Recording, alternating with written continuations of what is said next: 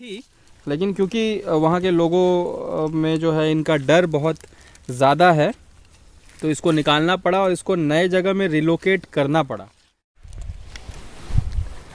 नमस्कार दोस्तों, स्वागत है आपका हमारे YouTube चैनल में। और अभी आप एक क्लोज इन शॉट देख रहे हैं एक रफ स्केल्ड सैंड बोआ का। और आप देख पा रहे हैं कि कितना शानदार ये जीव है और इसकी आँखें दिख रही हैं अमित। तो मैं आपसे पूछना चाहूँगा, इसका विज़न क्या बाकी स्नेक्स की तरह या जैसे अर्बोरियल स्नेक्स होते हैं उनकी तरह इसका विज़न ज़्यादा शार्प या क्लियर होता है या फिर कुछ अंतर रहता है? जी अक्षय, ये बहुत अच्छा सवाल है। तो ये आर्बोरियल स्नेक्स के मुकाबले इनका विज़न जो है काफ़ी अलग होता है।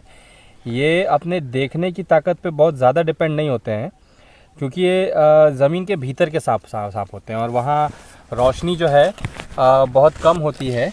तो इसीलिए इनको जो है देखने का जो इनका सिस्टम है वो बहुत ज़्यादा स्ट्रॉन्ग नहीं होता। ये अपने बाकी सेंसेस पे ज़्यादा डिपेंड करते हैं, स्मेल पे, और जो ये कण पकड़ते हैं हवा से और जैकबसन ऑर्गन पे ये लगाते हैं उस पर डिपेंड ज़्यादा करते हैं। लेकिन इसका ये मतलब बिल्कुल नहीं है कि ये देख नहीं सकते। आंखें इनकी भी हैं और ये देख सकते हैं, लेकिन काफ़ी जो है कम रिलाई करते हैं ये अपने देखने की शक्ति पे। तो बेसिकली मतलब इनका जो विज़न है वो सिर्फ डे एंड नाइट में फ़र्क करने के बराबर है। बिल्कुल आपने सही कहा। ये हल्की सी रोशनी और अंधेरे में थोड़ा बहुत फ़र्क कर सकते हैं बस, और ज़्यादा फ़र्क नहीं कर सकते। और इनके जो बाकी सेंसेस हैं वो काफ़ी स्ट्रॉन्ग होते हैं उसके मुकाबले।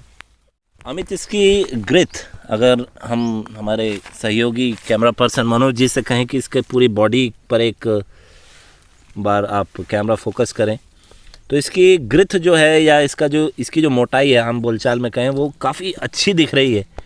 और लेंथ भी इसकी काफ़ी अच्छी है, जो पिक्यूलियर 99 इंचेस के आसपास एक बोआ एवरेज जाते हैं या मैक्सिमम जाते हैं अगर कहा जाए, तो उतनी इसकी ग्रिथ दिख रही है, इसकी लेंथ दिख रही है और इसकी ग्रिथ भी काफ़ी अच्छी है। तो इस पर आपका कुछ विशेष आपकी टिप्पणी?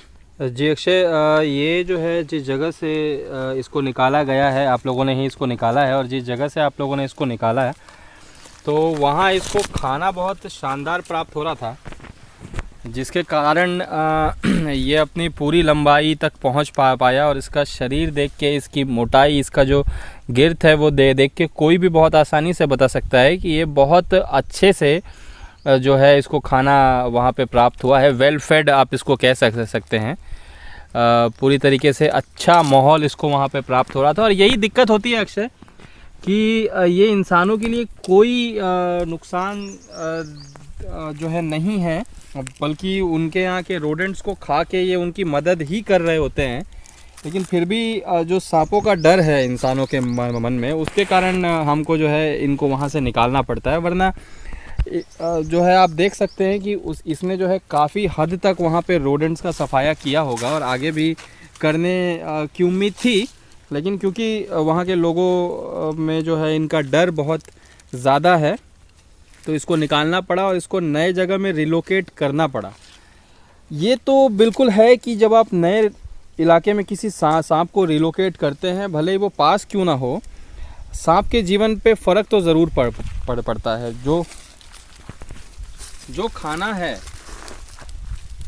सांप का जो खाना है वो पहले जैसा नहीं रह पाता, इलाका भी थोड़ा सा बदल जाता है, तो सांपों पे प्रभाव तो ज़रूर पड़ता है इसका। लेकिन अगर हम इसको वहीं पे छोड़ दें तो ये गारंटी हो जाती है कि इसकी जान जो है वो चली जाएगी। इंसान जो है इसको छोड़ेंगे नहीं। तो जीता रहे, भले थोड़ा सा ख़राब कंडीशन में ही क्यों ना जिए, लेकिन जीता रहे, इसलिए हमको इसको रिलोकेट करना पड़ता है। आप क्या कहना चाहेंगे इस पर? बिल्कुल अमित, आप सही कह रहे हैं। और आवासीय स्तर अगर देखा जाए तो आजकल ह्यूमंस जो हैं वो अपना आवासीय क्षेत्र बढ़ाते जा रहे हैं और पॉपुलेशन हमारी इतनी तेज़ी से बढ़ रही है कि बढ़ती आबादी के लिए रहने की व्यवस्था करने के लिए सरकारों को भी मजबूर होना पड़ रहा है जंगलों की कटाई के लिए।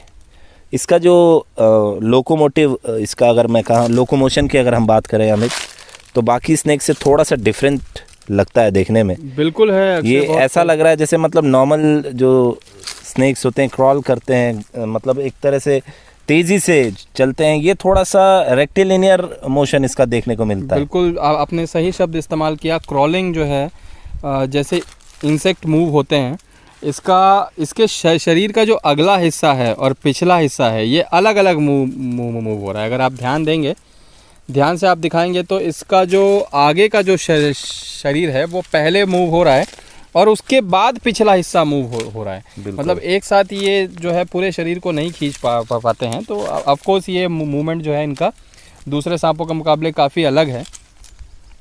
और जैसा कि आप बात ये कर रहे थे कि आबादी बढ़ने के साथ साथ जो नेचुरल इलाके हैं उस पे इंसानों का कब्ज़ा बढ़ता जा रहा है। तो हमारा फोकस सांपों को निकालने के अलावा एक और चीज़ पे भी रहता है हम और हमारी टीम का, कि कैसे लोगों को ये बता सके हम कि नॉन वेनमस सांप जो हैं जिनसे आपको कोई नुकसान नहीं है, उनके साथ जो है आप इन इलाकों को बांट सकते हैं, आप उनके साथ रह सकते हैं, क्योंकि उनका कोई भी नुकसान जो है इंसान को नहीं है।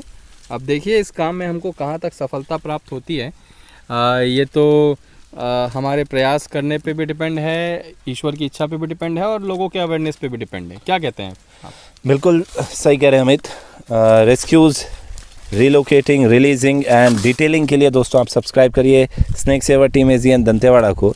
तब तक के लिए जय हिंद, वंदे मातरम।